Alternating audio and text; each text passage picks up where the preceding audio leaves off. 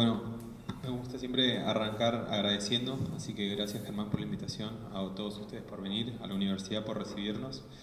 Voy a ir extremadamente rápido porque tengo un grave problema en editar este tipo de cosas y también porque soy argentino y me gusta hablar, entonces entenderán.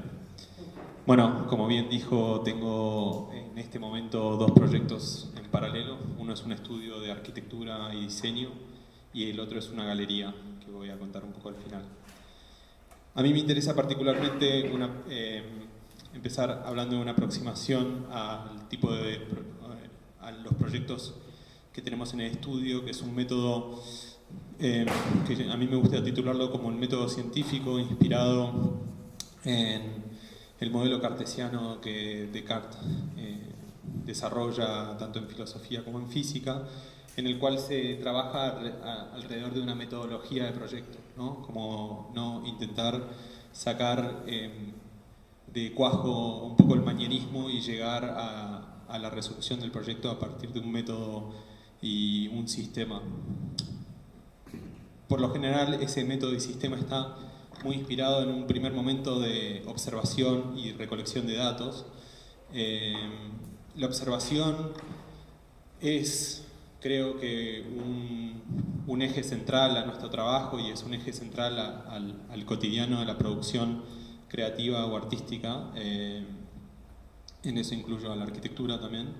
Y creo que desde la reproducción de la naturaleza y la observación de la naturaleza como eje principal del acto creativo, del acto de observación que atraviesa diferentes momentos y diferentes instancias de la producción artística o del diseño, como estas piezas de naturalezas muertas que utiliza Peter Saville para uno de los discos más famosos de la New Wave, o llegando a la particular reproducción o re-realización de ambientes naturales como hace Olafur Eliasson, o una estructura quizás más sutil y fina, que es simplemente enmarcar en un detalle arquitectónico a la naturaleza y ver cómo ella cambia.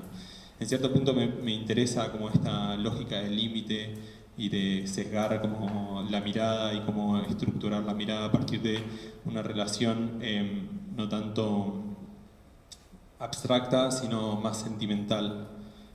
Me gusta mucho esta obra de Francis Alice que se llama Tornado. Debería haber sonido. O no, quizás más adelante. En la cual esta relación, esta simbiosis entre observador y naturaleza se hace casi única, como en un abrazo de amantes, ¿no? Francis Alice corre hacia el tornado directamente para zambullirse ahí adentro y crear una obra donde genera una visualización muy directa de esta fascinación que tenemos por el ambiente natural y cómo buscamos siempre estar cerca de eso. Una obra similar también, Tornado de Tokujin Yoshioka, que utiliza casi, creo que son 2 millones de pajitas o sorbetes para generar estos tornados en el espacio. En esa lógica aparecen estos elementos que trascienden el ojo y empiezan a ayudarnos a generar cierta estructura de proyectos sobre la lógica de observación, y la observación empieza a funcionar como una especie de campo creativo, ¿no? Como la simple y mera observación de los fenómenos puede generar como cambios en el diagrama social y cultural de la gente. Este particularmente es el Voyager 1, son 2 sondas que envía la NASA en el 77 con objetivo de que sean los primeros elementos construidos por el hombre en salir de la Vía Láctea, del Sistema Solar, del Sistema Solar. Justo antes de que salgan del Sistema Solar, Carl Sagan, que es un físico y en cierto punto un poeta, le pide a la NASA, era un consultor de la NASA, no era mucho más que eso, le pide a la NASA que antes de que salga gire a la sonda y saque una foto para el lado de la Tierra. Ese puntito que se ve ahí es conocida esta foto como el Pale Blue Dot, que es el punto pálido, y básicamente es la selfie más longeva que tenemos de nuestro sistema planetario. Pero a partir de esta idea se me empieza a ocurrir cómo profundizar en esta investigación y entender lo que es esta visualización del planeta Tierra y cómo tratar de entender su historia, cómo empezamos a llegar a este lugar donde por primera vez la ciencia nos permite comprobar visualmente algo que estaba consolidado matemáticamente, es decir, desde el hecho de que la Tierra era redonda hasta un poco su configuración espacial y qué sé yo. Esta es la imagen más reproducida de la Tierra, que es una imagen que saca el Apolo 17 en 1972, conocida como la canica azul, que básicamente es cuando la NASA empieza a liberar a nivel público ciertos de los documentos que fue produciendo a lo largo de todas las misiones espaciales. Eso, aunque ahora parezca una cuestión completamente natural, hace simplemente 50 años no lo era. Es decir, durante los 60 empiezan a haber movimientos que exigen la desclasificación de esa data, entendiendo de que eso era una data de dominio público. Y también fomentando como el desarrollo de que entender que nosotros estamos todos metidos en ese mismo espacio podía generar un cambio social. El que lo comienza es un tipo llamado Stuart Brandt, que es el desarrollador de este enciclopedia del modernismo que se llama el Whole Earth Catalog, que en muchos casos dicen que es la base, por un lado, de Internet, es donde se ha armado una catalogación de todos los recursos posibles existentes en el mundo, desde la cúpula geodésica de Fuller como sistema constructivo hasta sistemas minerales y estructuras minerales, y por otro lado es el principio del ecologismo. Dicen que cuando logran por primera vez conseguir que la NASA, que un organismo del Estado semimilitar en ese momento, desclasifique esta data, empieza a haber como ciertos movimientos que empiezan a entender a la Tierra como un organismo frágil, como un organismo completo y no como una sumatoria de particularidades. Antes de esa foto, o en ese casi mismo año, aparece la primera foto tomada por el hombre de la Tierra desde otro asteroide, que es en este caso la Luna. Este es el Apolo 8, que es la primera misión espacial que básicamente pasa por el lado oscuro de la Luna, es decir, le da la vuelta a la Luna y vuelve a la Tierra. Lo que me interesa puntualmente de esta foto, que la tengo colgada en mi casa, es que en el momento en el que sacan esta foto se graba el diálogo entre Anders y Borman, que eran los que estaban en la cápsula orbitando la Luna, en la cual no se esperaban este fenómeno, es decir, no se esperaban ver a la Tierra nacer como nosotros vemos a la Luna constantemente.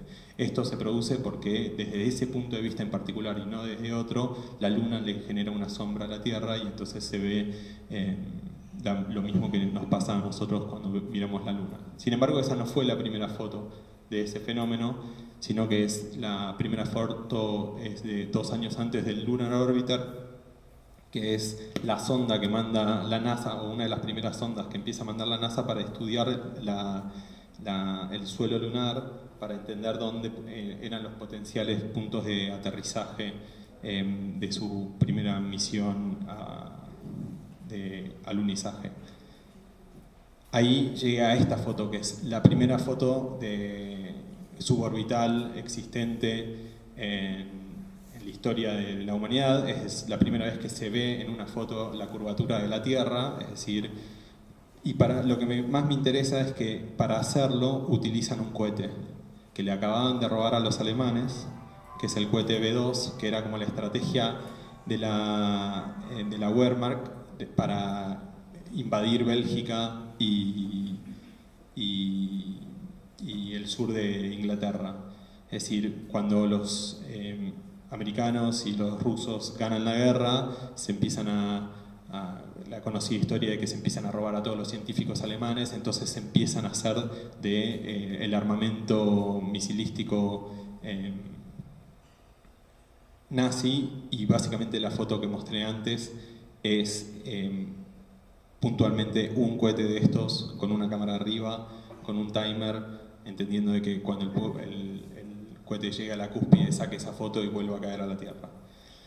Ese lugar me interesa entender cómo cómo generar una política de reuso o cómo generar una política de reinformación de los elementos existentes para generar nuevos contenidos.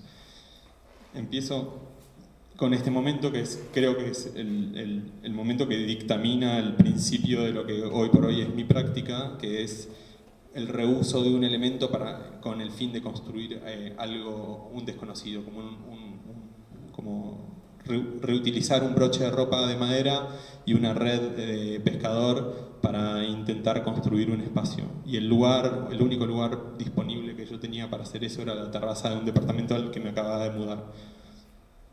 Una vez construida esa pieza, que casi que no podíamos dibujar, pero podíamos construir, logramos llevarla a una galería que al cabo de un año más o menos logró venderla, lo que me permitió hacer una pieza 2 veces más grande en la terraza de casa, que la pasó a ver un arquitecto que le interesó y me pidió de que la ponga en un local de Palermo, a lo cual le empezamos a sumar color, tratando de entender cuál era nuestra lógica del color alrededor de eso. Esa pieza la vio el Museo de Arte, en la tienda del Museo de Arte Latinoamericano, y nos pidió que hagamos un producto. Lo interesante de este producto era que nos interesaba generar como una lógica modular de crecimiento exponencial, en la cual nosotros vendíamos como un módulo y vos podías comprarte 8 y a partir de eso generar como una pieza de gran escala. Lo gracioso es que por primera vez teníamos un público constante que esté revisitando la obra, entonces a mí me gustaba ir y escuchar un poco los comentarios, y por lo general se quejaban porque pensaban que el museo estaba vendiendo carísimo un broche de ropa, ¿no? Estaba como ese diálogo y esa reacción de estos me están robando la plata porque me están tratando de vender una caja de broches a $100, y lo gracioso es que era más barato que comprarlo en el supermercado. Es decir, si el tipo quería comprar 360 broches, era más barato comprar nuestra pieza que ir al supermercado y comprar los packs ya terminados. Pero bueno, cosas que pasan, y también el principio de entender cómo la conexión de la obra o algo que uno hace puede ir hacia ambos lados. En esa pieza tuvimos la suerte de que vean en una página de internet parte de nuestro trabajo y nos llamaron de Londres para hacer una pieza de gran escala. Esto era en el lanzamiento de una tienda de H&M. Este fue el video que le mandé a mi familia el día que llegué a Londres, cumpliendo como un sueño de vida, de que te paguen por hacer este tipo de cosas. Al mismo tiempo mi familia son todos arquitectos, por lo cual estaban un poco preocupados de que yo esté haciendo cosas con broche de ropa, ¿no?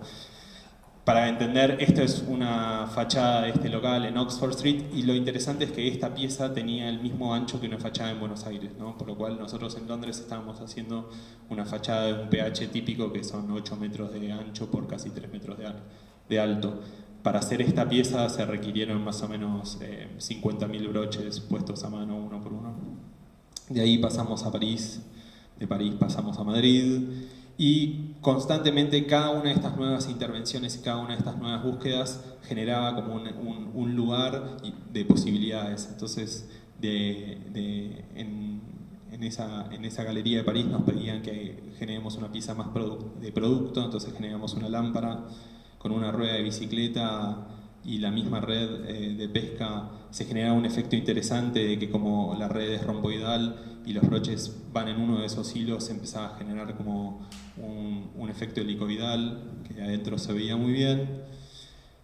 Empezamos a explorar eso en otras escalas, ya como empezando a trabajar sobre la escala humana y la posibilidad de generar ciertas estructuras o ciertas arquitecturas de uso, hasta que el Malva, ya esta vez la tienda, quería elevar un proyecto para que el diseño vuelva a formar parte de la agenda del museo. Entonces nos piden una pieza. Nunca se imaginaban que nosotros íbamos a hacer una pieza para el hall central, como se imaginaban como una piecita para poner en un rincón, y nosotros dijimos, no, bueno, el hall es un vacío interesante. Nos parecía particularmente... pero sobre todo lo que poníamos en evidencia era... me interesaba puntualmente que en esta lógica del color y la aparición del color en la obra, que siempre me parecía como un lugar extraño porque generaba como demasiadas interpretaciones, tratar de trabajar el color desde un lado lingüístico y simplista, ¿no? Entendemos al gradiente como esa forma de rápidamente transmitir lo que uno quiere decir, transmitir como una conexión gradual o una conexión gradual entre espacio y figura, y nos parecía también interesante trabajar sobre, tanto con el broche de ropa como con el color, como en esta lógica de una cultura adquirida, ¿no? Como el atardecer como una pieza adquirida, como una escala cromática que uno conoce constantemente y que en la vida se fue enganchando con esas cosas.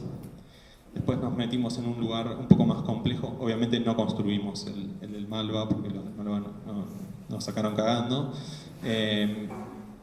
Presentamos a un siguiente proyecto para un magnate un poco delirante en Argentina, llamado Faena, que empezó a construir como centros de arte y qué sé yo.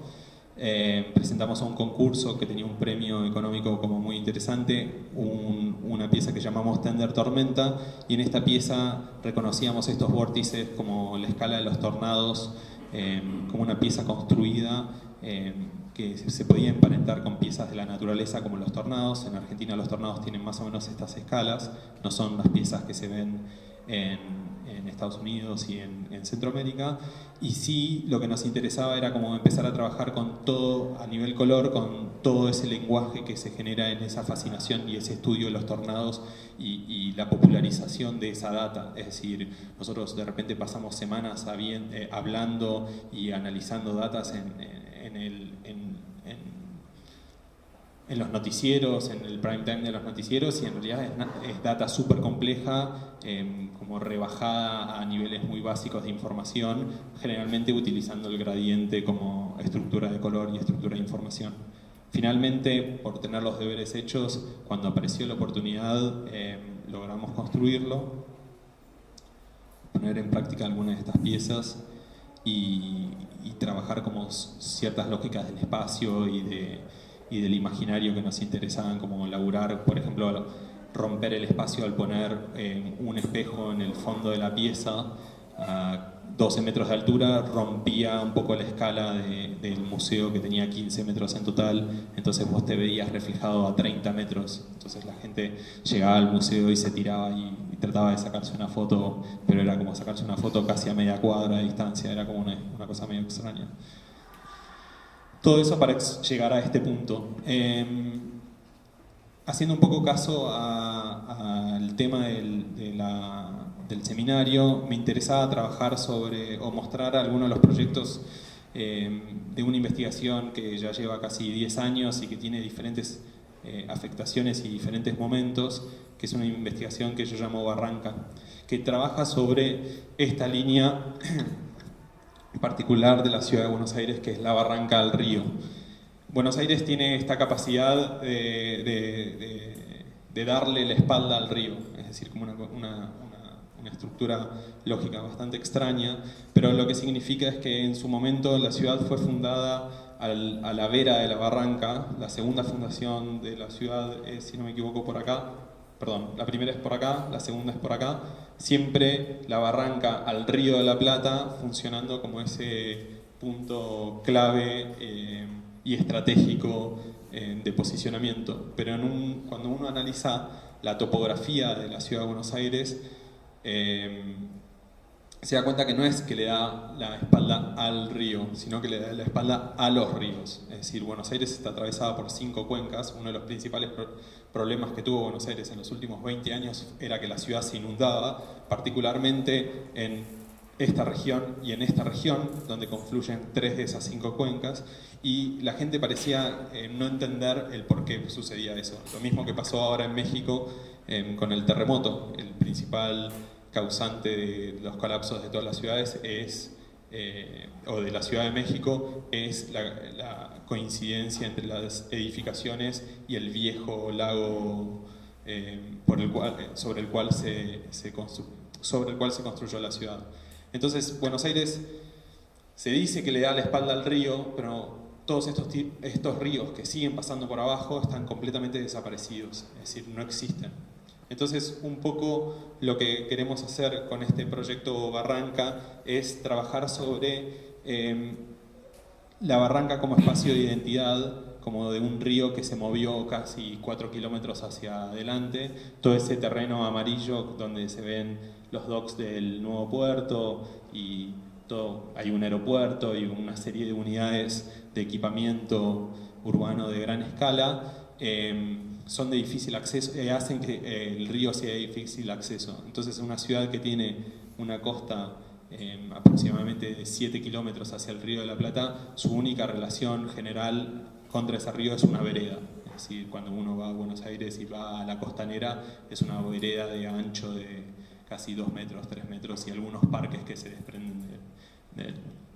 Entonces me parecía que la barranca tenía esa conexión con la identidad y o con una identidad olvidada o con una identidad reconstruida.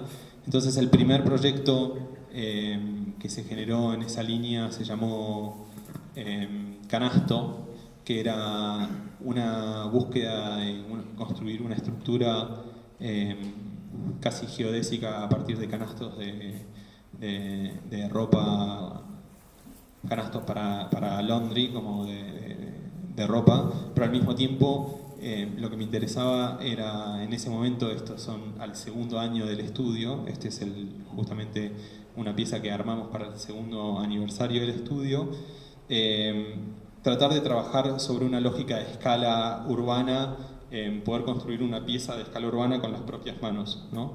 Y poder sacarla a la ciudad.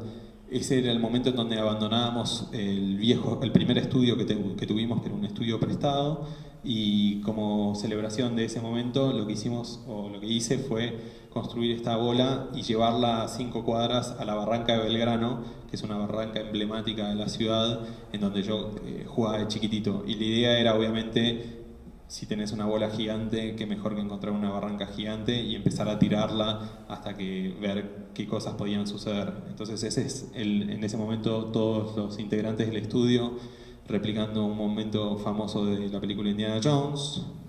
Esto es yo tratando de hacer funcionar a la bola como un medio de transporte. Esta es un poco la pieza que produjimos.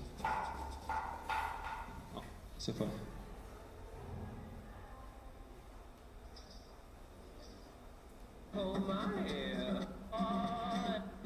Estos fueron los primeros lanzamientos que pensábamos, teníamos gente dispuesta para atajarla por si se iba para el otro lado y que causaba un caos vehicular total. Cuando nos dimos cuenta que el parque era más grande de lo que podíamos empujar, empezamos a generar otros sistemas posibles, como estrolarla contra una palmera y ver si tenía una resistencia suficiente como para seguir usándola. En total fueron 13 lanzamientos. El modelo Indiana Jones, nuevamente.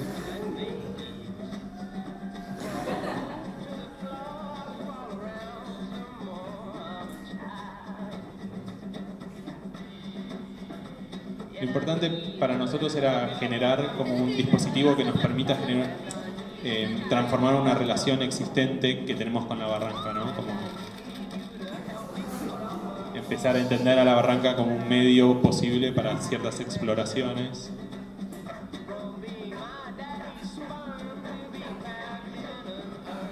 Y después simplemente boludear, como justo cuando venían los autos, tirarle una bola por delante y que sea como una cosa como totalmente friki. Estos estaban tomando sol ahí justo y de repente pasaba eso. Bueno, en fin.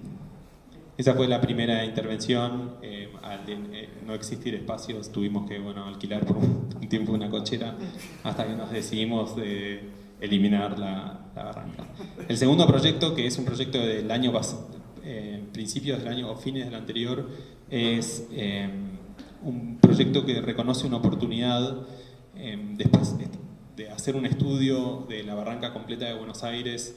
Entendemos que hay un 80 casi un 87% de la barranca que es privada, es decir, que hay edificios construidos en la barranca y los pocos parques que son públicos, como el que acaban de ver, que es la Barranca de Belgrano, son parques que en su momento, hace más de 100 años, fueron proyectados por Taís, por ende son de dominio patrimonial, ¿no? Son patrimonio protegido, por lo cual es imposible proyectar la barranca. Es como algo que ya o sos un mega developer que logró comprar un lote imposible, o la única forma es reformar el parque que hizo Taís y recuperarlo.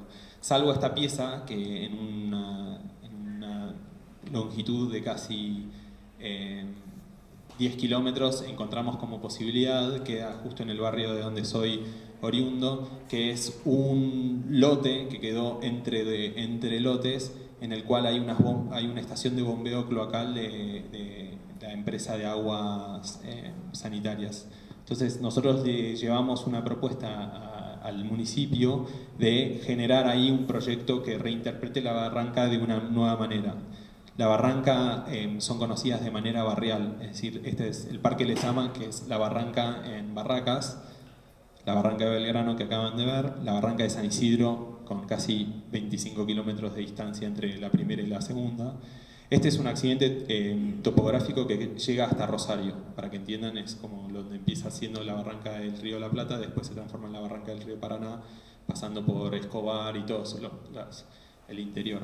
Nuestra propuesta era, en cierto punto, en conjunción con un estudio de paisaje, era generar una barranca que recupere lo que es el microclima barranca. Es decir, en su momento esto era un sistema microclimático que hacía una transferencia entre el borde del río, que era el bajo, y la llanura del alto, ¿no? Entonces había toda una serie de especies que crecían ahí, que obviamente se fueron abandonando, y en los proyectos neoclásicos de Taís, o clásicos de Taís, no existen estas especies, sino que hay como una importación una europeización del territorio. Entonces nos parecía interesante construir un proyecto que permita recuperar esta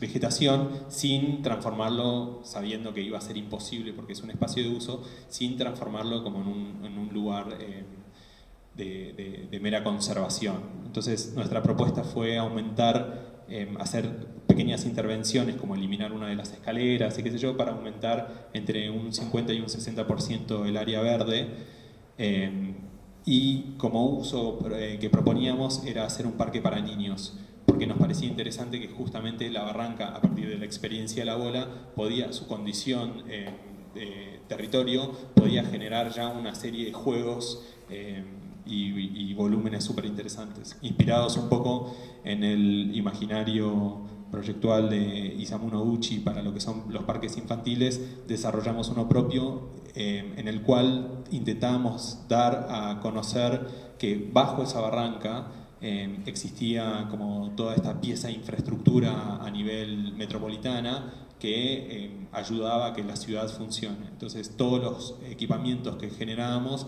tenían esta lógica de tubos y de piezas de ensayo. Entonces nos parecía lógico que los toboganes, que un lugar de barranca tenía que tener toboganes, trepaderas, piezas donde vos podías aparecer de un lado y del otro, y toda una serie de juegos infantiles que nos parecía no había otra pieza en la ciudad igual. Entonces lo que le generábamos, lo que le propusimos al municipio era una serie de opciones y que después ellos decidan, como de este catálogo, cuál de estas piezas hacer. Esta era la imagen final. El otro día leí que se está licitando. No creo que se licite lo nuestro, porque cuando le entregamos esta imagen nos dijeron que esas chimeneas parecían de la fábrica de Willy Wonka. Entonces no creo que el municipio de Vicente López quiera hacer una fábrica de Willy Wonka. Este es el proyecto Niebla, es un proyecto que es una propuesta que hicimos para un concurso de arte y medio ambiente, que fue el primer concurso del año pasado de una bienal de una fundación privada, en la que sacamos segundo puesto. El primer puesto era la construcción de la obra, y lo que me interesaba en ese punto era generar una relación de intangibles, ¿no? El interés por la barranca es en realidad un interés también por conectar con algo invisible como la gravedad, ¿no? Es una pieza, es una ley fundamental que dictamina absolutamente toda nuestra vida, es decir, para que entiendan todo lo que hoy por hoy rige un sistema económico está basado en el peso, es decir, en entender la lógica de cuánto pesan las cosas, y por eso las monedas hoy por hoy se llaman peso, ¿no? El peso argentino, bueno, en su momento nace a partir de una economía basada en cuánto pesaban las cosas. Eso es el intangible gravitacional que hace que sea imposible visualizar como las formas en que están interconectadas nuestras realidades, ¿no? A través de esta obra me interesaba hacer una relación entre gravedad y espacio, como también otro intangible modelador de la vida cotidiana, ¿no? El espacio tanto urbano como el espacio privado, como el espacio público, como organismos diseñados. Me parecía interesante que sean estructurados a partir de esta relación. Entonces, el pabellón que nosotros presentábamos como obra para esta Bienal tenía que ser una completa visualización y una constante conexión entre gravedad y espacio. El pabellón se construía puramente con gravedad. Entonces, el pabellón se centraba en la barranca de la Plaza San Martín, que es un punto neurálgico de la ciudad de Buenos Aires, de vuelta intocable porque es parte de un patrimonio arquitectónico de hace como 100 años. Y lo que hacíamos al estar en la barranca es, por la propia relación entre dos ejes, ¿no? Un plano inclinado y un eje vertical como es la gravedad, se genera esta incomodidad o esta fuerza que nos empuja a bajar o que nos dificulta el acto de subir, y en esa relación hay una consideración y una constante entendimiento aunque involuntaria, entendimiento de que la gravedad nos está dictaminando. Entonces el pabellón se estructuraba únicamente con globos de helio, y lo que me interesaba en ese caso era no tanto los globos como funcionamiento. Los globos eran como una estructura básica porque no podíamos clavar absolutamente nada o no podíamos hacer obra fuerte. Lo que me interesaba era la red que esos globos como estructuraban, y toda esa cuadrícula que se estructuraba a partir de esos globos generaba una catenaria constante. Entonces vos, estando dentro de ese pabellón, todo lo que veías era el esfuerzo de la gravedad o la transformación gravitacional de esas redes en el espacio, ¿no? Y lo que nos interesaba también era que esos globos de 3 metros de diámetro los puedas mover y los puedas llevar de un lado para el otro.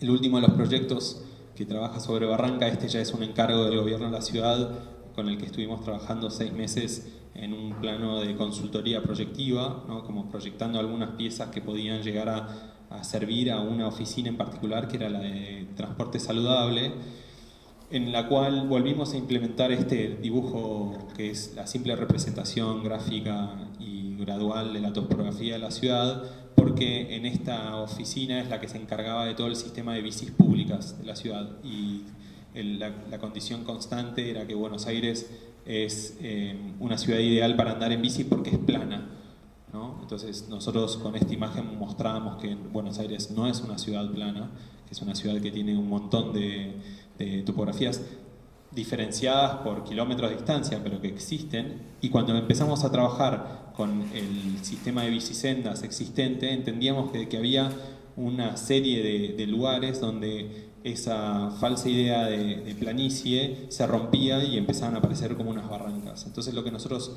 nos interesaba trabajar era cómo hacer de esas barrancas un sistema que te ayude a moverte por la ciudad de manera más eficiente. Para mostrarle a nuestros clientes, que eran el gobierno de la ciudad, y hacerles entender el volumen de movimiento que tenía la ciudad, se lo comparamos con algunos edificios emblemáticos. El total entre la parte más plana, que es lo amarillo, y la parte más alta de la ciudad son más o menos 27 metros, que es esto, acá. entre acá y acá son 27 metros, que es irreal decir que esa es la distancia. Esos 27 metros son la topografía de la ciudad, pero entendimos que un promedio son los 14 metros, que es un edificio de más o menos 4 pisos de altura. Entonces nosotros lo que le proponíamos era que si integrábamos este tipo de lógica, que era toda de dominio público, a la aplicación existente del gobierno de la ciudad, la aplicación te podía empezar a sugerir cómo ir de punto A al punto B, que podía ser tu trabajo, ir por una ruta, por una bicisenda, en la cual usabas casi 2 kilómetros de barranca a tu favor, y en el caso contrario, cuando ya querías volver y estabas cansado, qué sé yo, podías usar otra bicisenda de casi misma distancia, que es principalmente plana y tenía solo una cuadra donde subías esos 14 metros de altura. Nos interesaba también como una unidad política de entender que hay ciertos lugares o hay ciertos recorridos en donde la ciudad te lleva, ¿no? Entonces la aplicación que nosotros proponíamos era Buenos Aires, vos activabas prendías el sistema La Ciudad Te Lleva, entonces toda la data que te pasaba como esa especie de Waze era atravesada por esta información. El siguiente proyecto data de 2010 y es que nos invita a un centro cultural a hacer una pieza que dé inicio a la celebración o su celebración del Bicentenario a partir de una serie de eventos musicales y performáticos, y nos dan como un fondo. Este es el Centro Cultural Conex, que es una vieja fábrica recuperada, y nos dan como un fondo en donde en teoría y se iban a dar una serie de conciertos acústicos y qué sé yo. Entonces lo que nosotros nos parecía interesante era trabajar sobre esta idea de la colonia como lenguaje cultural, del cual en teoría hace 200 años nos desprendimos, pero seguíamos utilizando una teja que se llama la teja colonial, o bueno, también en otros lugares se conoce como la teja muslera, pero en Buenos Aires principalmente es la teja colonial, en la cual entendíamos que hablamos de un desprendimiento cultural de la colonia española, al mismo tiempo estamos utilizando como actualmente como una pieza en ese sentido, por lo cual nuestra idea era como retrabajarla, desprender y generar un nuevo lenguaje tectónico a partir de ese propio elemento sin modificarlo. Entonces lo que hicimos fue agarrar estas tejas y generar un nuevo prototipo de tejas, que son 2 tejas conectadas lomo contra lomo, ¿no? Básicamente usando las clavaderas como lugares de anclaje. Esos hacían estas especies de X que, puestas en conjunción, podías poner una quinta teja arriba y eso generaba una estructura formal. Entonces lo que hicimos fue un gran banco de tejas para que la gente vaya a sentarse y una especie de escenografía o escenario micro para que los músicos se pongan ahí. Al final el programa musical nunca se desarrolló y este lugar era utilizado para la gente para ir a fumar porro. Pero bueno, eso no dependía de nosotros ya. Pero lo que generó eso en cierto punto hicimos esta pieza para el festejo de la Revolución de Mayo y nos interesaba trabajar sobre esa amplitud del lenguaje de la palabra revolución, en donde nosotros generábamos una pieza por la simple revolución de un módulo, y en ese sentido revolucionábamos como la estructura lógica y la estructura material del elemento estudiado. El siguiente es un recopilatorio que hago por primera vez para esta pieza. Nunca me había dado cuenta que el estudio en su haber había trabajado sobre 4 sillas emblemáticas. La primera es la BKF, que es una silla argentina que recorre una especie de historia trágica, y lo que voy a mostrar es parte de un documental que estoy tratando de construir alrededor de eso. En el invierno de 1940 se realizó en Buenos Aires una muestra de interiorismo en la que los arquitectos Bonet, Kurcha y Ferrari Godoy, BKF, presentaron su sillón en hierro esmaltado de cuero. Hace un año más tarde el BKF es incorporado por el Museo de Arte Moderno de Nueva York a su colección. Los dos primeros ejemplares arribados a los Estados Unidos tenían como destino el MoMA de Nueva York y la Casa Kaufman, diseñada por Frank Lloyd Wright. Primero fue Artek Paschal y luego Knoll que comercializaron la silla a cambio de girar a Buenos Aires los royalties correspondientes a sus creadores. La presencia de la silla en diversas publicaciones suponía el reconocimiento internacional a la par de una jugosa suma correspondiente a sus ventas. Pero el trámite de patente iniciado en julio de 1940 nunca se concretó y así la difusión del sillón fue exponencial pero sin autorización.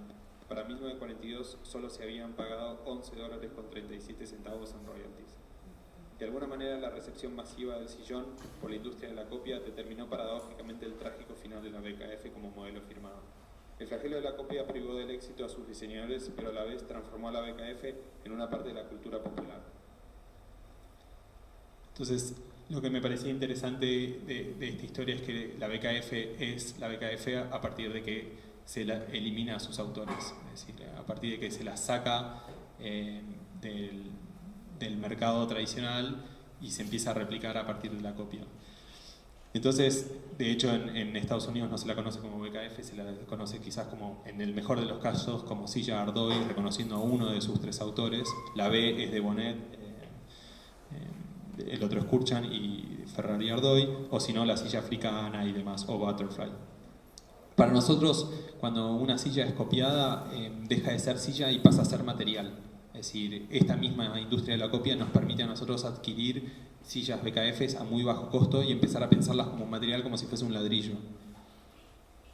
Entonces, lo que nos parece interesante es pensar a la BKF como una unidad de composición, en donde ya no es más una silla, sino que empieza a ser como la posibilidad de construir un arco puede construir un túnel, podemos construir un aro y en su mejor elemento quizás hasta una torre.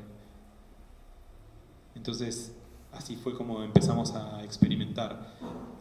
Para que entiendan, este proyecto nace al mismo tiempo que la bola de canastos, lo que pasa es que era casi 10 veces más caro, ¿no? Entonces, comprar 80 bolas de canastos versus comprar 12 BKFs para un estudio pequeño era difícil. Pero el día que logramos construir el primer prototipo fue que trajimos a un diseñador de moda muy conocido de Buenos Aires y le dijimos, tenemos esto, queremos hacer un desfile. A él le encantó, nos financió la compra de 60 piezas, después de eso nos pidió que hagamos una intervención para su local, en el cual fueron ya 100 y pico de piezas, y a nosotros cada una de estas intervenciones nos permitía hacer exploraciones e intercambios, ya no generando un tubo continuo, sino generando como una serie de arcos que se iban conectando en el espacio y que iban generando un nuevo lenguaje, o hacer una investigación sobre el binomio tradicional de la arquitectura que es entre estructura y piel, ¿no? Entonces le pusimos como una piel de lycra y finalmente presentamos un concurso, la torre de BKFs, de vuelta usando el gradiente como un punto de conexión. Nos interesaba trabajar esta pieza que originalmente el concurso la planteaba como para un lugar, para una pieza central dentro de una rotonda vehicular. No lo ganamos, pero un municipio vio la obra, o un gestor de ese municipio vio la obra, y en mi caso, creo que vio una oportunidad de hacer un negocio donde el concurso planteaba un monto, entonces sabía que podía comprar esa pieza por un monto bajo y vendérsela al municipio por un costo más alto. Por lo cual a nosotros vinieron y nos dijeron, bueno, el municipio tal quiere la pieza, dijimos, perfecto, la entregamos, ¿no? Como lista para ensamblarse, a que dispongan el lugar en donde ponerla. Una historia un tanto latinoamericana. 6 meses después, la pieza queda abandonada al lado de un camión abandonado. 6 meses después,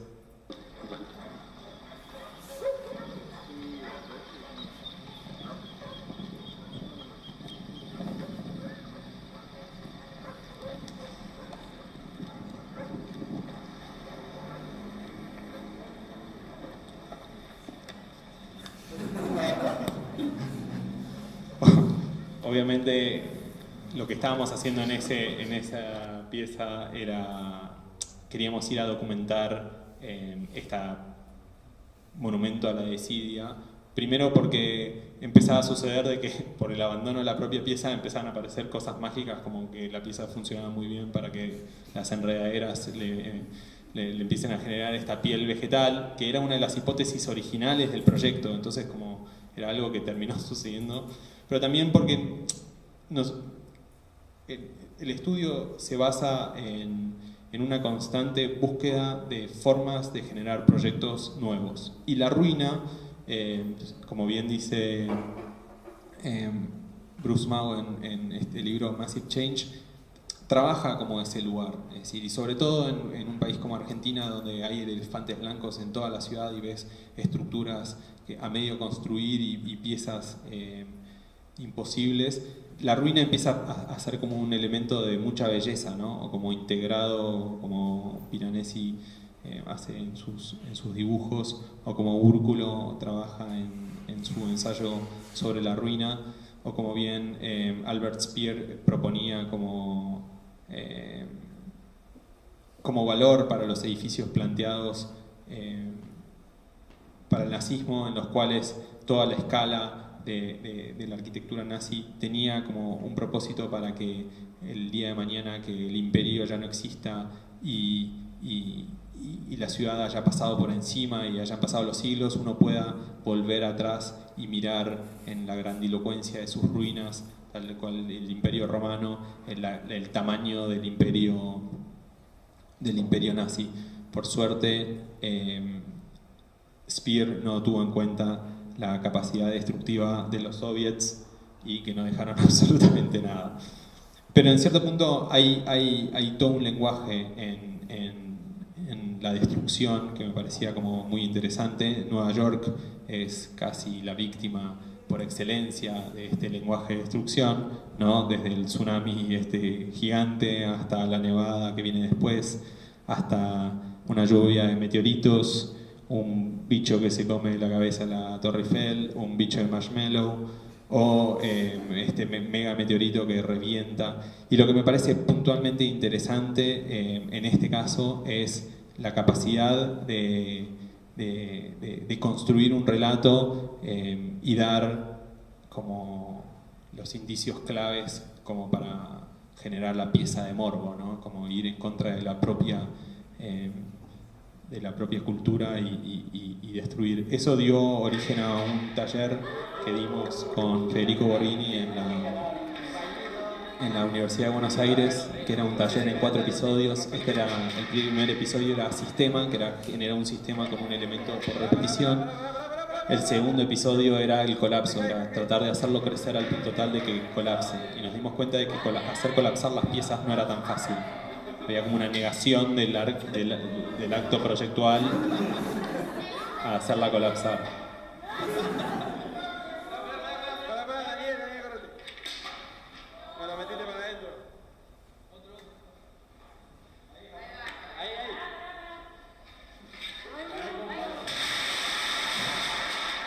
Lo interesante del taller también era que esto era un pasillo de la universidad, no era ni un aula ni nada, es como que copamos un lugar, usamos nuestros honorarios como profesores de la maestría para comprar toda esta madera y generamos como 4 o 5 dispositivos de crecimiento. Finalmente la estructura de la torre la logré construir a fuerza de romper las pelotas muchísimo y amenazar quizás con esos videos de la desidia. En Buenos Aires muchas cosas funcionan a raíz de las elecciones, entonces donde la pieza fue abandonada fue porque el intendente del municipio de repente tuvo voluntades presidenciales, entonces abandonó el municipio, quedó todo eso acéfalo y quedó ahí abandonado. 2 años después vinieron las próximas elecciones, entonces lo quisieron levantar y bueno, ahí está. Ya no más en una rotonda, sino que en un lugar como corrido de todos lados. Eso hizo que haya ciertas cosas. Yo le digo que hoy por hoy es el monumento a la columna más que el monumento a la BKF, porque en su momento la rotonda en donde nos daban el lugar quedaba muy cerca del centro de Tigre, que es el lugar donde está implantada, y es donde los hinchas de Tigre celebraban los éxitos futbolísticos. Entonces mi miedo era que esto de repente se transforme en un trepador de toda la hinchada de Tigre porque estaba cerca de salir campeón, algo que no sucedió. pero cuando hablábamos con el ingeniero le dije, existe la posibilidad de que de repente esto se transforme en una especie de gran tribuna de barras bravas, entonces el miedo era ese, por ende sobredimensionamos un poco las columnas, ahí estoy yo haciendo como un reenactment de la posibilidad de la barra brava. El siguiente proyecto es la silla Chair, que es una silla que desarrollamos en el estudio a base de un recorte inteligente de una placa de plywood o de multilaminado. El interés de este proyecto era que Buenos Aires, el mercado de diseño de Buenos Aires está funcionando funciona muy arraigado a la copia de clásicos. Creo que en todos lados pasa lo mismo. Es decir, los clásicos modernos, la silla Le Corbusier, la silla La Breyer y la BKF y todas esas son el core de venta de lo que se conoce como el mercado de diseño, y esos precios, al no tener al diseñador en la ecuación, generan un círculo no virtuoso en el cual sacan a una de las tres partes, que es industria, diseñador, industria y comercio. Por lo general, comercio e industria es la misma pieza, por ende lo que pueden hacer es fabricar por muy barato y vender excesivamente barato. Eso hace que sea imposible para un diseñador meter un producto en el mercado y empezar a generar de ese mercado como una especie de acervo cultural del lenguaje local o lenguaje industrial local. Entonces nuestro proyecto, que es el proyecto Chair, buscaba hacer una silla que se venda a exactamente el mismo precio que la silla copiada más barata. Por ende, la tuvimos que hacer como muy eficiente. Esta silla salía de una placa de multilaminado ureico, que es como el fenólico, pero de un poquito más calidad. Tenía dos almas en las que se estructuraba un poco como si fuese el mango de una guitarra, se estructuraba y se generaba una presión constante. De ese primer diseño sacamos un sistema en el cual de una placa armábamos 4 banquitos, lo cual los hacía más económicos todavía, y de 2 placas o una placa y media lográbamos hacer el sillón, como el lounge. Lo interesante de este proyecto era que tanto diseñadores como el fabricante, eran todas estructuras informales, nosotros como diseñadores, el fabricante, que era un carpintero que tenía un taller completamente matungo, como cerca del estudio, y el modelo de venta era súper informal, pero todos ganábamos lo mismo, lo cual lo hacía imposible de reproducir. No solo eso, como de reproducir y no ir a pérdida, pero a mí lo que me interesaba era como empezar poco a poco a insertar este lenguaje y a insertar este tipo de modelo de sillas, porque todos los diseñadores que tenían venta de piezas parecidas costaban entre 2 y 3 veces más.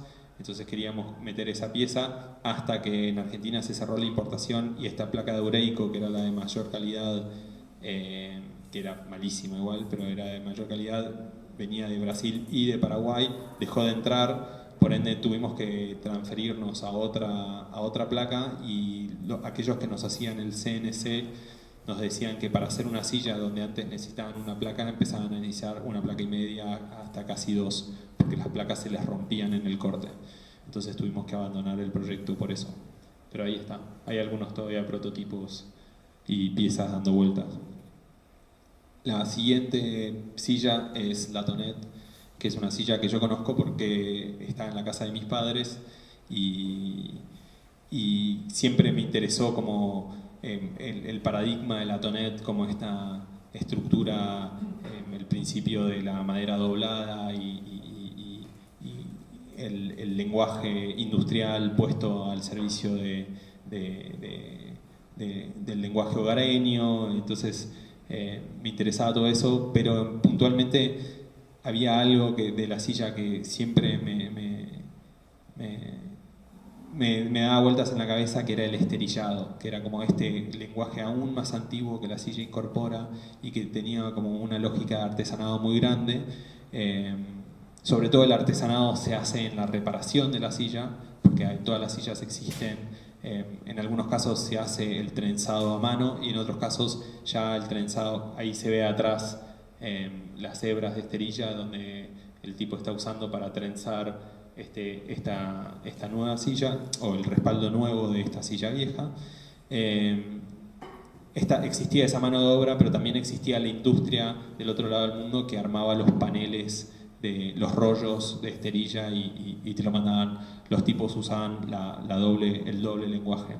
Entonces aparece esta posibilidad de un cliente que nos pedía un proyecto de arquitectura interior, básicamente, que era renovar este loft en una especie de fortaleza de soledad, ¿no? Una cosa, él vivía con sus 3 hijos preadolescentes y tenía una nueva incipiente soltería, entonces quería un lugar donde pueda como llevar cortejar a sus novias y no ser molestado.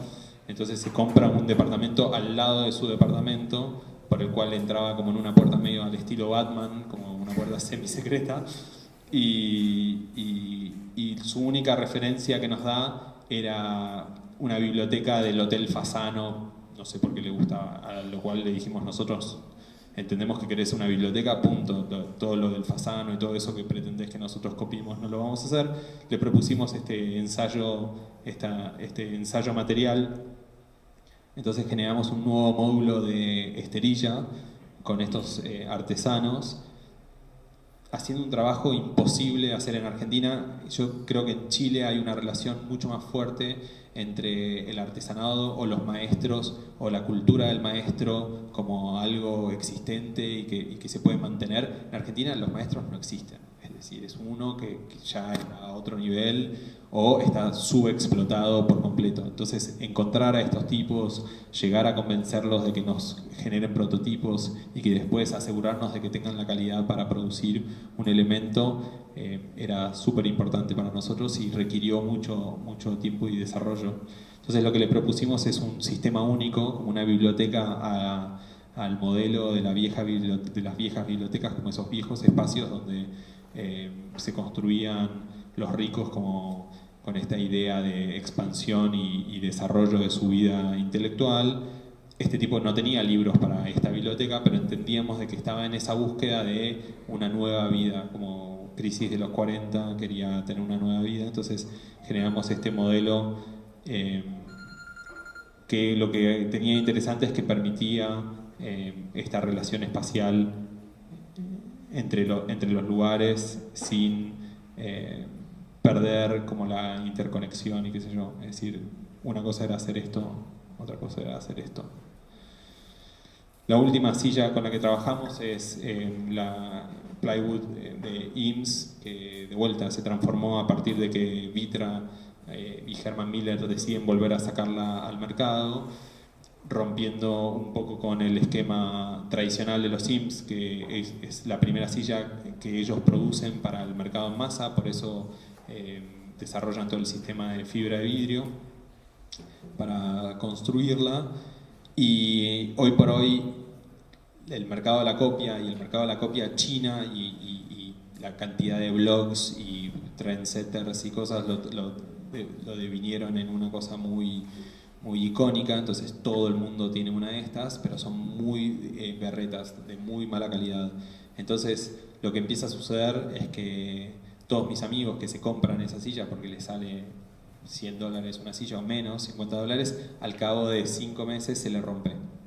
Se le rompe justo a todas en el mismo lugar, porque por lo general el argentino que trae estas sillas de China compra la peor calidad, que es la que sale $10 y la puede vender a 100, entonces hace la ganancia ahí. Entonces nosotros lo que fuimos haciendo fue recopilando todas estas sillas y todos mis amigos. Cada vez que voy a la casa de un amigo y veo una de estas sillas, ya no le hago toda la perorata de la copia y qué sé yo, le digo, cuando esta silla se te rompa, dámela, yo agarro las piezas. Entonces, ¿rotas? Me las puedo llevar a Buenos Aires.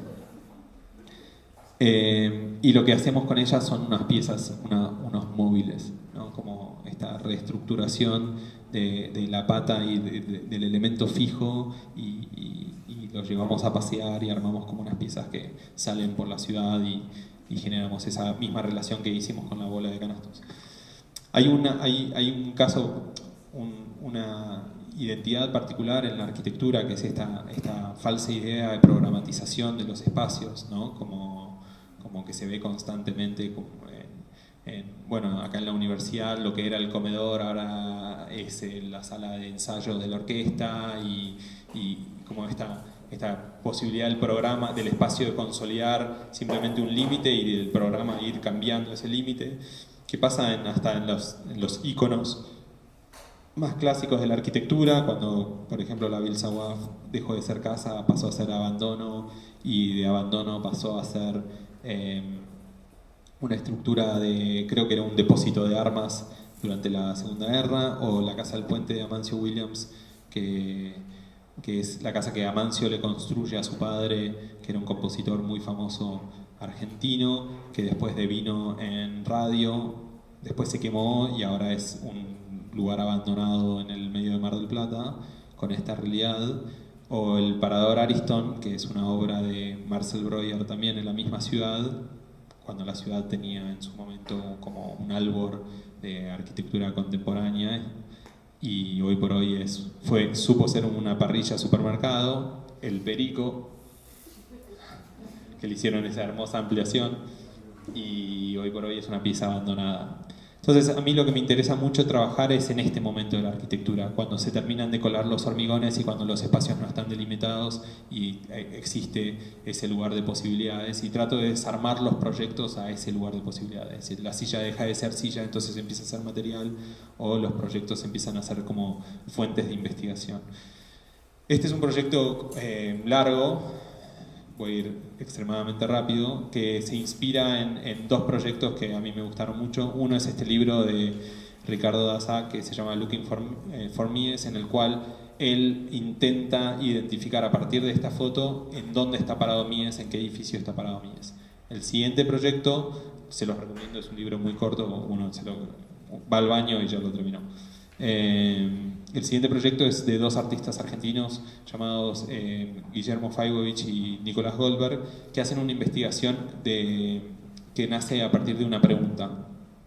Un día, visitando el planetario de Buenos Aires, encuentran en la entrada del planetario un meteorito que está cortado por la mitad, es decir, o por la mitad, está cortado como un meteorito que es una roca, cortado perfectamente como en mitad, como si fuese un jamón, ¿no? Entonces entran al planetario y le preguntan al tipo ¿dónde está la otra mitad del meteorito? Y el tipo, pensando de que se lo habían robado, dijo, no, bueno, sí, la tenemos guardada, pensando que se habían robado bajo su vigilancia, no, está guardada, no sé qué. Se dieron cuenta que no era una historia real, entonces empiezan a hacer una investigación para encontrar la otra mitad del meteorito. Se dan cuenta que ese meteorito fue extraído en una misión argentino-americana en la cual ambos países habían financiado la expedición, logran extraerlo de uno de los campos de meteoritos más fértiles del mundo, que se llama el Campo del Cielo, que queda en la provincia de Chaco, que es un lugar donde hace X cantidad de años hubo una lluvia de meteoritos y generó como un centro de investigación gigante, pero obviamente no existen los recursos en Argentina como para estar constantemente indagando. Entonces en ese momento, hace muchos años, encontraron en una relación americano-argentina la posibilidad de extraerlo y estudiarlo. Los americanos proponen, este es el meteorito original, los americanos proponen cortarlo a la mitad y que cada uno se quede con una parte para investigación. Lo interesante es que ellos descubren que la mitad americana del meteorito estaba en el Smithsonian. La gente del Smithsonian inclusive no sabía que estaba ese meteorito.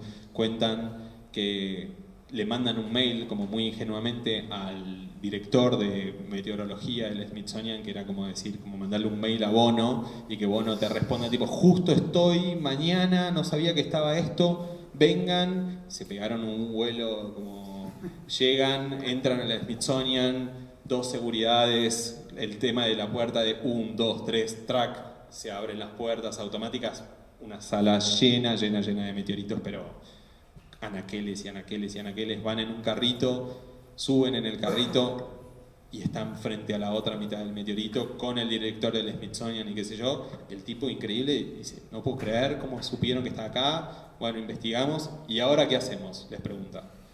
Y ellos dicen, bueno, juntémoslo de vuelta. Entonces el tipo dice, increíble idea, no sé qué, hasta que se da cuenta que no le puede dar un meteorito, el Smithsonian no le puede dar un meteorito a 2 argentinos chalones que se dieron por haberse dado cuenta de que estaba ahí. Entonces dice, requerimos que una institución haga todo este laburo y que nos pida formalmente. Ellos vuelven a Buenos Aires sabiendo de que qué institución en Argentina le va a importar que un meteorito. Logran conseguir fondos, que esto que lo otro, para imprimir el libro. El libro llega a manos de la curadora de la Documenta del 2013 y ella dice, ok, esta historia me parece súper interesante, logra hacer el papeleo para hacer la solicitud. Los dos gobiernos como aceptan de dar el meteorito a Documenta a un lugar intermedio, no sé qué. Especialmente porque ni Estados Unidos ni Argentina en su momento habían podido cortar el meteorito toda la mitad y lo habían mandado a Alemania, al Instituto Max Planck, donde fue que se hace esa línea de sección, ¿no? Y entonces ellos encuentran en Porticus, que es una de las zonas, es una sala de exhibiciones que quedaba muy cerca de Max Planck, el lugar ideal para juntar el meteorito.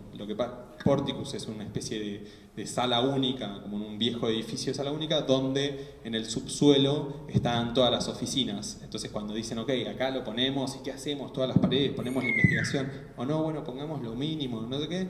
Lo que hacen es decir, bueno, dale, lo juntamos. Hasta que uno de Porticus levanta la mano y dice, pará, man, estás en 1 metro cuadrado, querés meter 7.500 kilos, se nos viene el suelo abajo. Es decir, abajo están las oficinas, no aguanta, no está calculado para eso. Entonces, esto es lo más cerca que lograron poner el meteorito. Quedó a 30 centímetros de distancia. Lo interesante de esta pieza es que una de las mitades de los meteoritos, la mitad argentina, estaba en la intemperie, en las afueras del planetario, y la otra mitad estaba custodiada perfecto en el Museo del Smithsonian. Entonces lo que dice el director del Smithsonian al ver las dos piezas es que esta obra de ellos, Never Made, por decirlo de alguna manera, muestra dos estados imposibles de ver de un meteorito: el estado pristino espacial del meteorito cuando llega antes de llegar, y el estado del meteorito en tierra, es decir, todo oxidado y desarrollado. Una vez que ellos terminan de contarme todos estos proyectos, yo justo estaba empezando a buscar, después de la BKF, una nueva tipología de investigación y de desarrollo que tenga un arraigo en la cultura arquitectónica. Lo que me había interesado mucho de la BKF era no solo la producción de la obra, sino toda la investigación previa. Entonces agarré al archivo Williams, yo era muy fanático de la obra de Amancio Williams, y en particular me parecía que estaba en este proyecto Una nueva bóveda cáscara la posibilidad, en ese momento, al principio de la investigación, la posibilidad de generar estas piezas modulares, porque en cierto punto era como Williams lo trabajaba. Lo que me pareció, después de investigar un tiempo particular del proyecto o de la obra de Williams, es que Williams está tratando de construir este proyecto en particular durante 15 años. Es decir, 15 años haciendo imágenes y proyectos constante de siempre el paraguas y la bóveda cáscara, y en esos 15 años siempre las imágenes aparecen vistas desde abajo. Y el día que lo construye, en lugar de sacarse una foto de abajo, va y se para arriba, a 15 metros de altura, sobre un techo. Entonces, a mí me interesaba formular la hipótesis de que para mí descubre en ese momento de la obra construida que esa pieza, ese momento de estar ahí arriba, estaba bueno. Entonces nuestra idea era reconstruir el paraguas no por el sistema constructivo de generar un techo de grandes luces, sino por generar esta planimetría ondulada como lugar de estar. Entonces, para hacer eso, pedimos permiso al archivo Williams para desarchivar todos los planos del proyecto de la bóveda cáscara, y a partir de eso empezar a investigar como su estadio constructivo para plantear un proyecto de reconstrucción del paraguas. Entonces, en esos planos entendimos que originalmente Amancio lo había pensado como no una pieza monolítica, sino como el paraguas y la columna por partes separadas. Tenía planos de estructura para que el paraguas no sea cuadrado sino circular, planos del capitel, los planos de encofrado. Había entendido rápidamente que para generar una figura, una superficie de doble curvatura, solo necesitaba 9 curvas, ¿no? Un octante de este cuadrado, es decir, son esas 9 curvas que están ahí. A partir del diseño del octante podía desarrollarlo y después empezó a desarrollar como otras versiones como metálicas y qué sé yo. Lo interesante de trabajar sobre un archivo es empezar a descubrir estos pequeños planos a mano de posibles usos y cosas que nunca se habían visto. Y en cierto punto contábamos con toda una información que nunca se había visto y enriquecía aún más lo que uno conocía ya del proyecto Paraguas. Entonces, nuestro primer proyecto fue empezar a tratar de reconstruir los prototipos que él hizo. Y para eso era evidentemente que era una ñoñada muy de nicho, que nadie le iba a interesar este proyecto. Entonces generamos una estrategia de proyecto. Era como tratar de hacer que esto llegue a la mayor cantidad de personas para que de repente se transforme como en una especie de buzz y que ese buzz llegue a un tipo que un día diga o esto es interesante o esto es interesante, pongo plata para que se desarrolle. Entonces la primera forma de hacerlo era hacer un souvenir. Entonces construimos nuestro proyecto de reconstrucción para regalo, ¿no? Entonces se lo ofrecimos a la tienda del Malva en escala 1 en 250 y vos te comprabas ese sobre y te podías construir tu propio paraguas como si fuesen estos muñecos que usamos, estos dinosaurios pequeñitos que construíamos cuando éramos chicos. Entonces en la tienda, usamos al momento del lanzamiento de ese producto como una especie de lobby en el cual invitamos a diferentes miembros de la política y de las obras públicas y eso para que conozcan el proyecto y a ver si nos financiaban la idea de volver a construir este elemento. Durante esa investigación nos dimos cuenta que parte de lo que se conocía como el paraguas de Amancio Williams era que había un montón de errores que porque el archivo se propagaba en parte por vía oral a partir de los hijos de Amancio Williams, había errores conceptuales en los cuales se creía que el paraguas tenía únicamente 9 por 9 metros de distancia y en realidad él había desarrollado 3 prototipos. Uno de 9x9, uno de 11x11 y uno de 13x13. Y nos dimos cuenta al tratar de reconstruirlo y entender que o yo tengo la cabeza demasiado grande o había una diferencia de escala o diferencia de prototipo. Entonces lo que hicimos fue generar una serie de piezas que nos ayudaran a tratar de trabajar esta lógica de escala. Entonces imaginábamos hacer como un proyecto tipo Kickstarter donde vendíamos 100 paraguas en escala 1 en 100 y podíamos así reconstruir primero la escala para que la gente entienda que esas piezas que estaban a 9 metros de altura tenían el mismo tamaño que un departamento de 3 ambientes, ¿no? Hacerlo en hormigón, obviamente, y después trabajar sobre posibilidades de utilización. Finalmente aparece una posibilidad, como una grieta, en un evento que tiene mucho presupuesto, que es Arteba, que es la Feria de Arte de Buenos Aires, que es parte del mercado del arte, no es una bienal, no es nada, es como que logramos convencer a la gente de que este era un proyecto interesante y les propusimos hacer el primer paso de una reconstrucción de un paraguas, que era empezar por su encofrado. A mí en ese caso me interesaba trabajar sobre estas lógicas ocultas de la arquitectura o subarquitecturas que se generan durante la obra arquitectónica, en particular la del hormigón, y que después son olvidadas. Me parece como que me parecía puntualmente interesante como trabajar sobre este lenguaje que se traslada que tiene un traslado cultural en vía oral, de maestro a aprendiz, que marca muy fuertemente el dominio de la mano de obra en la obra, no el dominio de los arquitectos. Ningún arquitecto hace un plano de estos encofrados, a lo sumo puede definir cómo quiere que vaya la madera, pero todas estas cruces y arbotantes no existen, es decir, son todas lógicas propias de la mano de obra. Clorindo Testa ya había hecho un poco un primer acercamiento a eso, pero me parecía muy interesante ver que en el proyecto de Claudio Bechstein, que fue el último discípulo de Amancio Williams, que logró reconstruir unos paraguas en escala 1 en 1 en la costa de Vicente López, entender que en ese proyecto el encofrado, era esta pieza previa, era igual de rica, igual de hermosa que la pieza final de hormigón.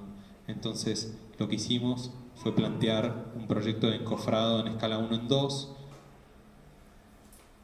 en el cual al mismo tiempo íbamos desarrollando toda una lógica técnica que nos permitía entender finalmente el proyecto de Amancio Williams, y lo pusimos en la Expo Rural, que es no literalmente en el mismo lugar, pero es en el mismo predio donde Amancio Williams había logrado construir sus dos paraguas. Lo que pasaba es que como esta era una pieza de uso, me interesaba como de vuelta trabajar sobre esa piel, y para desarrollar esa piel empezamos a entender de vuelta estos lenguajes que tiene la arquitectura que se olvidan en pos de la obra terminada, que son todos estos estudios topográficos o el manejo de los nodos y cómo los sistemas de representación de los programas generan todo un lenguaje de vuelta basado en el gradiente, que es un lenguaje simple y común de entender.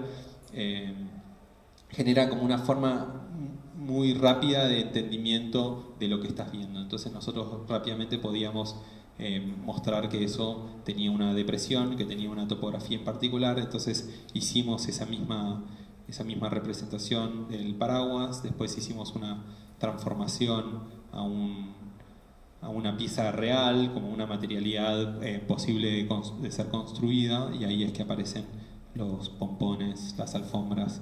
Y esto era como el lugar donde en la feria los padres se daban cuenta que podían dejar a sus niños ir a dar una vuelta. Algunos se los olvidaban y crecían en adultos. Pero empezó a funcionar como esto, era la hipótesis, lo interesante de la hipótesis de que ese espacio estaba bueno, ese arriba del paraguas estaba bueno, tuvo como un éxito muy grande de la posibilidad de reconstruir el momento. La separación, la escala, todo está igual que los paraguas de Amancio. Después, los que financiaron, que era una entidad del gobierno de la ciudad, no los quisieron. Nosotros se los ofrecimos para que lo pongan en alguna dependencia de la ciudad de Buenos Aires. No lo quisieron, entonces nos lo devolvieron. Y nosotros lo que hicimos es, nos convocaron para un proyecto de hacer un comedor de una universidad, y se lo vendimos a la universidad.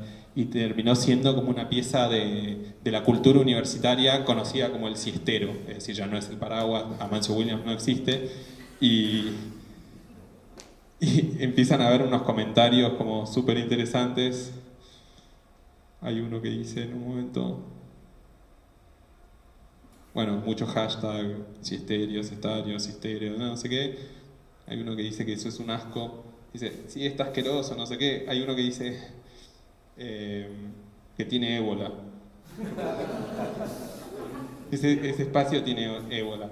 Eso tiene ébola, ¿verdad? Oh, qué lindo, eso tiene ébola, porque no lo cuidaban nada. Entonces, creo que el último comentario de esta serie es una de pibe que dice todo muy normal, como que logré dar la vuelta al marketing del estudio. El siguiente proyecto ya es para el museo, obviamente era la armadura, también muy rica en proyecto, pero sobre todo lo que me interesaban eran estos planos de los ingenieros que te empiezan a hacer estos estudios de armadura, y lo que hicimos puntualmente era, una vez más, visualizar lo invisible, y era trabajar sobre una forma de codificar esta estructura ya diseñada por Amancio y sumarle una información. Lo que más me interesaba de este proyecto era entrar a un museo con una cuadrilla de herreros de la construcción, este momento del padre enseñándole a su hijo a cómo doblar los fierros y cómo la obra se alimentaba de todo su know-how. Es decir, la obra no estaba pensada para tener las uniones de alambre entre fierros. Entonces, una vez que apareció, me pareció que era literal, pero lo más rico para mí era, y con lo que yo soñaba, era con una dotación de paraguayos, que por lo general en Buenos Aires son los hormigoneros, o los buenos hormigoneros los buenos carpinteros y los buenos hormigoneros tienden a ser de Paraguay. Paraguayos haciendo un paraguas. Era como una doble Nelson que me interesaba. Pero puntualmente lo que construimos ahí fue esta visualización de los esfuerzos de cada una de las barras en el paraguas, ¿no? Como transformamos el plano del ingeniero en una obra, ¿no? Entonces generamos un código de barras y un laburo chino de pintar barra por barra según el código del ingeniero. Y de vuelta, era estar mirando a la gravedad y estar mirando como el esfuerzo que hace la pieza simplemente por estar colgada. Al mismo tiempo se generaban todos estos momentos de volcán y la gente dentro del volcán, que me parecía muy lindo, o el tratamiento de la obra, ¿no? A partir de dos estructuras que la levanten y qué sé yo. Ahora lo único que me faltaría terminar sería la pieza de hormigón, tratar de construir un skatepark o alguna de esas piezas. Paso rápidamente al monoambiente.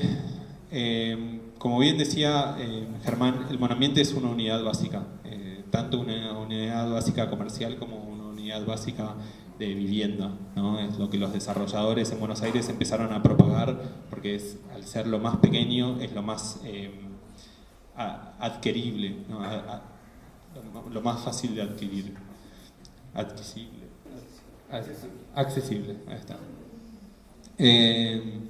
Entonces me gustaba jugar con esa idea de la unidad básica como una medida espacial, pero también a nivel político, como que sea un espacio de militancia y que sea un espacio nuestro, de arquitectos y diseñadores, en caso amplio, ¿no? Que no haya arte, no había forma de dejar entrar al arte, porque el arte tenía absolutamente todas las instituciones culturales de la ciudad, podían tener un elemento, una pieza artística. Entonces lo que hicimos fue cerrarnos un poco puertas adentro y empezar a generar como esta militancia. Entonces si elegíamos fotografía, era fotografía tipológica. Entonces la primera muestra tenía unas fotografías de las garitas de los seguridades como un monoambiente dentro de un monoambiente, o construimos una plaza con el estudio La Feliz. Este es Gonzalo Arbuti, que es un genio de la forma y del módulo, en conjunto con Gabriela Horvat, que es joyera, y todo este primer año era darle la posibilidad a arquitectos y diseñadores de crecer, es decir, todas las investigaciones que pasaban del objeto puedan pasar al espacio, y donde una joyera podía de repente armar una instalación colgante o una joyería para el espacio. En este caso es el estudio Bulla, que es un estudio de diseño paisaje que trabajó sobre un proyecto que se llamó Baldío, en el cual reconocíamos a las piezas que crecían naturalmente en los baldíos de la ciudad y los tratábamos de dar valor. Si nosotros lográbamos darle valor a esas especies, teníamos un recurso inacabable en la ciudad y podíamos como generar proyectos de la nada, como con presupuesto cero. El otro proyecto es Alexandra Keijayoglu, que es una chica que después de Monoambiente, no por Monoambiente, por su propia carrera, se transformó en súper famosa. Sus alfombras hoy creo que se venden a $25.000 y esta alfombra se rifó. Es decir, se rifó una rifa de casi $20 el número del y la ganó primero mi mamá, que la volvió a donar para no generar suspicacias, y la ganó mi hermano, y ahí ya no hubo vuelta que darle. La muestra número 4 trabajaba sobre la idea del amateurismo como fuente de trabajo. Entonces este es un cineasta que de manera amateur construía con sus propias manos estas tablas de surf, como generando un nuevo artesanado de a un ritmo de 1 pieza o 2 piezas por año. Y estos son unos chicos que todavía están en la universidad y ganaron el primer concurso de monoambiente a partir de una reinterpretación del pastelito, que es un postre tradicional argentino, hecho en papel, es como un origami argentinizado. El ciclo 2013 se llamó Confort, que era como sacar a los diseñadores de su zona de confort. Entonces, donde alguien era diseñador de ropa no podía hacer ropa o tenía que trabajar desde un lugar completamente diferente. Estas chicas son las Tregua, que trabajaban la vestimenta a partir de polímeros, a partir de una fórmula química. Generaron un polímero, lo tiraban sobre un maniquí porque obviamente estaba hirviendo, y después se lo sacaban al maniquí y se lo vestían a la modelo. Y por el otro lado está Martín Churba, que con retazos de su fábrica de textiles construyó una pieza en el espacio. Estos son Cristóbal Palma y The Andes House, la primera muestra chilena. Palma, que no podía hacer foto, la premisa era que él no podía hacer lo que él estaba acostumbrado, hizo un neón que decía que soy una foto, obviamente, juntando como sus dos pasiones, que son él y la foto. Y la otra pieza es de Andes House, que es producida localmente y la trajeron en una valija. Insistí muchísimo en que esta pieza se llame de trapo, que es como se le conocen a las banderas en las canchas de fútbol, pero ellos son muy delicados y no quisieron. Lo interesante en esta muestra en particular es que lo que ellos querían construir era como lograr una extracción como si hubiesen hecho una extracción rectangular de una cordillera, ¿no? Entonces los bordes estaban muy precisamente colgados para que los bordes queden lo más recto posible, como para formar esa imagen de extracción. Y esa imagen nunca se entendió hasta que Palma le hizo la foto. Eso generaba como un vínculo muy importante que después nosotros en la galería empezamos a desarrollar entre fotografía y obra. La muestra siguiente también trabajaba con Adam O'Fiden en la pieza abajo, que no podían hacer arquitectura pero tenían que hacer un producto, y en este caso hicieron un triombo, que era un biombo de polipropileno, que cuando se ensamblaba, cuando se comprimía todo, quedaba en sección triangular para teóricamente mejorar espacialidades en envíos y qué sé yo. Y del otro lado estaba José Mazarazo, que es un industrial que hace todos los artefactos o generaba un montón de piezas para un montón de diseñadores, y después se abrió una empresa de artefactos de iluminación técnica como si fuese un ERCO nacional, y tenía una avidez por el detalle muy grande. Entonces lo que él hizo, generó un nodo, que son esas piecitas negras que se ven, para construir una carpa y una superficie estructural muy rápidamente. Entonces con una piecita, con un nodo, con una piecita micro, lograba construir un espacio. El ciclo versus generaba como antagonismos clásicos de la arquitectura, como analógico versus digital, tratando de entender a ver si esas dos piezas o esos dos momentos de la creación y del desarrollo tenían puntos en común. Entonces teníamos un 3D printer de barro, esto es hace 3 años, no era tan famoso, y al mismo tiempo un módulo nómade módulo de alfarería nómade, hecho por los A77, que básicamente la idea era construir este taller de alfarería y poder llevarlo a las plazas y tener siempre un tallerista ahí trabajando. El próximo versus fue material inmaterial. Esto es Mariano Clusellas, que es un arquitecto muy reconocido en Argentina, que tiene muy pocas publicaciones, pero que se dedica casi prácticamente a la vivienda y a la vivienda en altura, y que tiene un manejo del material como sorprendente. Por el otro lado está Arturo Peruzzotti, que es un arquitecto que se dedica a la iluminación. Entonces encontraron en el cono como una unión material muy interesante, como desde el cono de Abrams, como la práctica de entender la densidad del hormigón, hasta el cono de luz. Entonces generaron esta pieza que son 4 conos. Entre ellos estaban siempre el binomio de encofrado y pieza, ¿no? El cono de hormigón adelante, su encofrado atrás, el cono de luz a la izquierda y el cono de sombra a la derecha, que para existir necesitaba un encofrado de luz. Al mismo tiempo de eso empezamos a desarrollar algunas tareas externas, como el taller alfanumérico que trabajaba sobre eso. Lo interesante fue que cuando terminó esta muestra, yo tenía en el estudio /galería un cono de casi 250 kilos de hormigón que tenía que de algún lado sacar para la próxima muestra, y sucedió la tragedia o el momento mágico de que justo en esa época murió Clorindo Testa. Y hay un mito en la ciudad y en la disciplina de que Clorindo, cuando trabajaba en la ciudad, fue uno de los diseñadores del cementerio de Chacarita, que queda a 3 cuadras de la galería. Y ahí todo se ve, cuando uno visita el cementerio de Chacarita, ve todos unos pabellones y unas piezas que están sueltas en el espacio de hormigón, que se conoce como las primeras experiencias brutalistas de Clorindo Testa.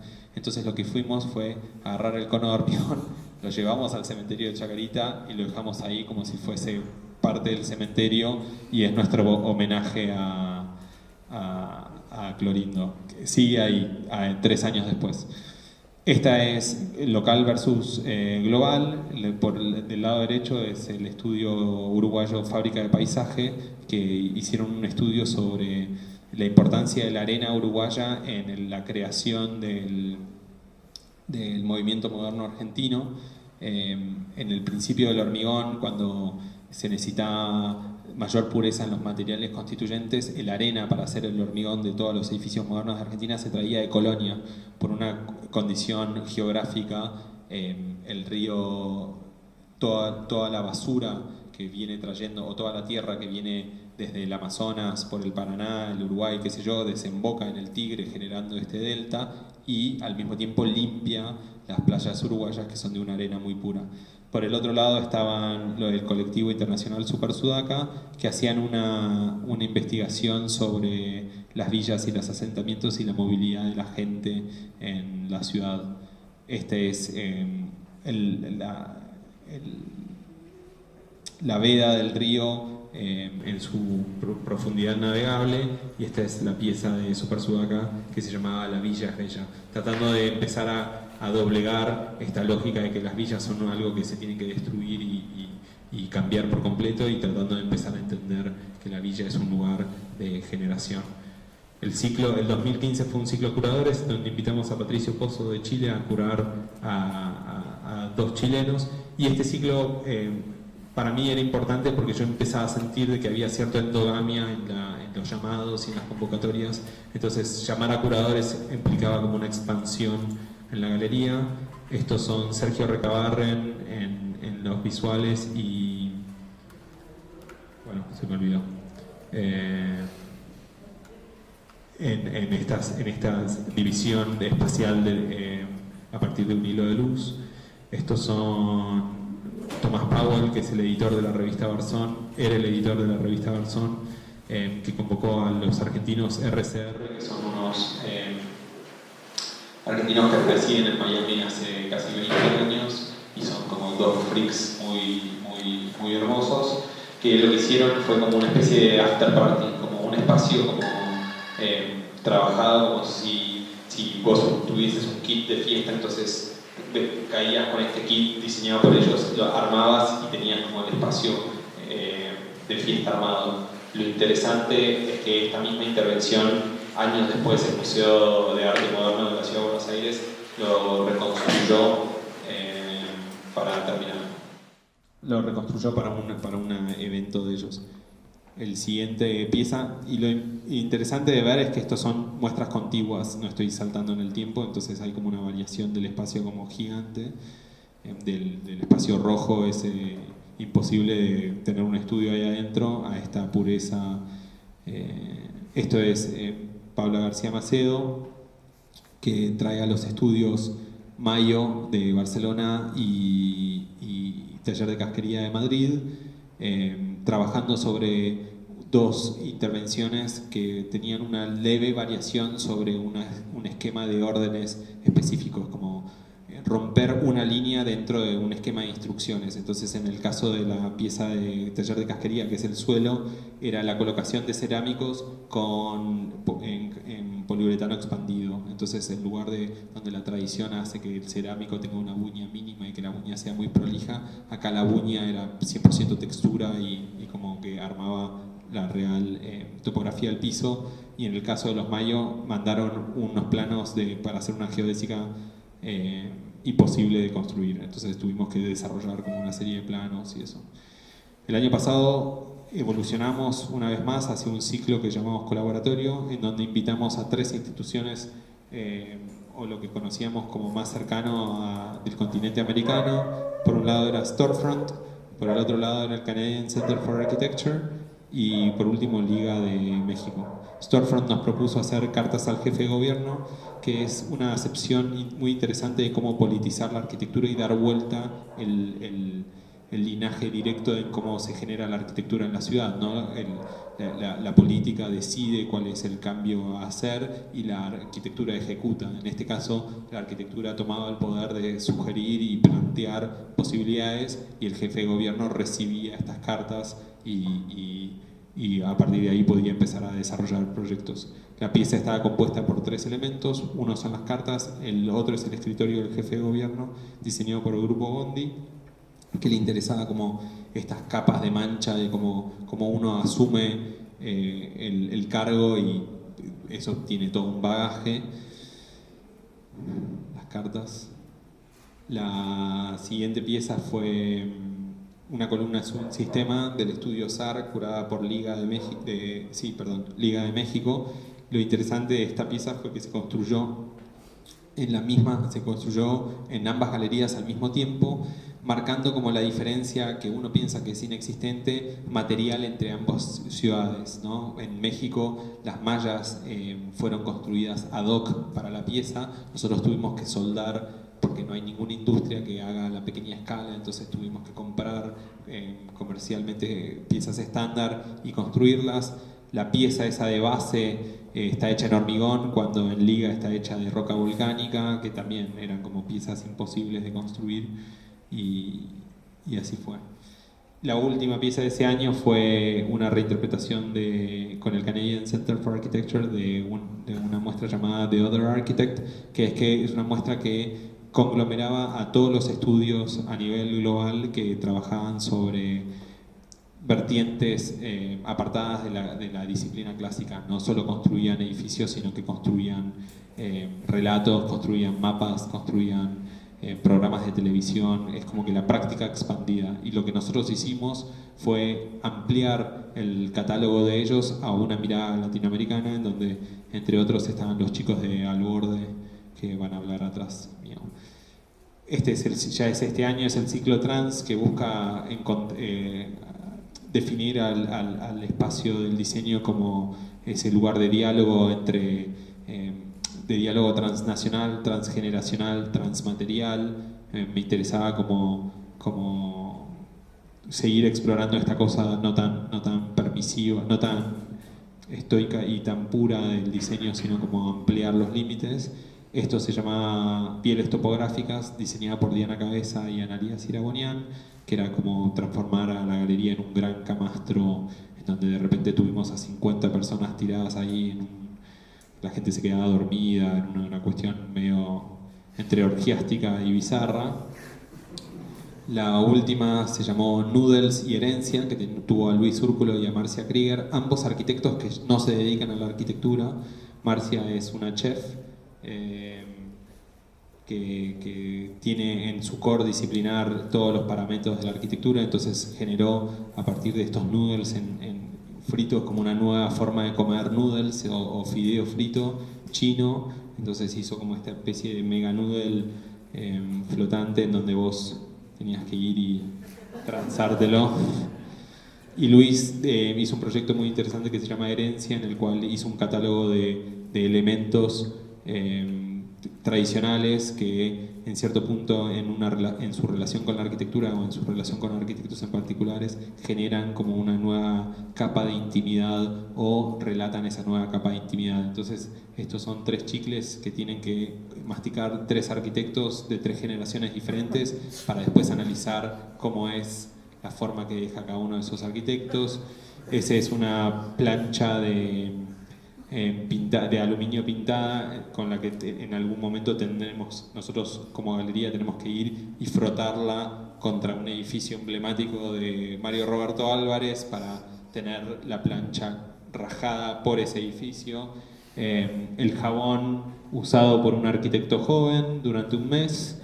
La lamparita que se ve ahí es para ir a la casa Curuchet, diseñada por Le Corbusier, y cambiarla por una de Le Corbusier y quedarnos con una lamparita original de la casa Curuchet. La vedia esa de taladro es ir y taladrar una obra emblemática de la arquitectura contemporánea y quedarnos con el polvo y el taladro. Es como generar todas esas piezas muy íntimas de la arquitectura, como que no tienen ningún valor, pero que por su relación a estas obras adquieren un nuevo valor. Por último, y para terminar, les dejo algo para que vean después. Es el último trabajo que hicimos en la galería, que fue seguir con ese proyecto que nosotros arrancamos en el estudio de Amancio Williams y regenerar. Nos enteramos de que el archivo iba a ser donado a una institución extranjera. Podía ser Harvard o podía ser otra institución. Entonces lo que hicimos fue un proyecto de salvaguarda, conseguimos fondos públicos y lo que hicimos es redigitalizamos todo el archivo, sabiendo que en algún momento se iba a ir y que iba a ser inaccesible. Generamos eso y lo metimos todo en una nueva página web, que es la página que ven hoy en día. Y lo interesante de esa página web es que, si la ven, genera una nueva forma de entender la obra de Williams, a ver si lo logro, que es a partir de diferentes formas de acercarse a la obra. Y puntualmente lo que tiene como gran mejora esta página es que uno puede buscar y filtrar información, esperemos que funcione el internet, filtrar información que atraviese los proyectos. Entonces podemos generar nuevos vínculos de investigación a partir de simplemente observar el archivo. Ahí está. Estos son dibujos a mano. Entonces están todos los dibujos a mano que fuimos digitalizando, como por ejemplo el encofrado de la Casa del Puente, dibujos en detalle de la Casa del Puente, dibujos terminados, ensayos de fachada, cosas que antes en el archivo digital no estaban y que nosotros subimos a este nuevo archivo. Eso es todo, perdón por la duración y gracias.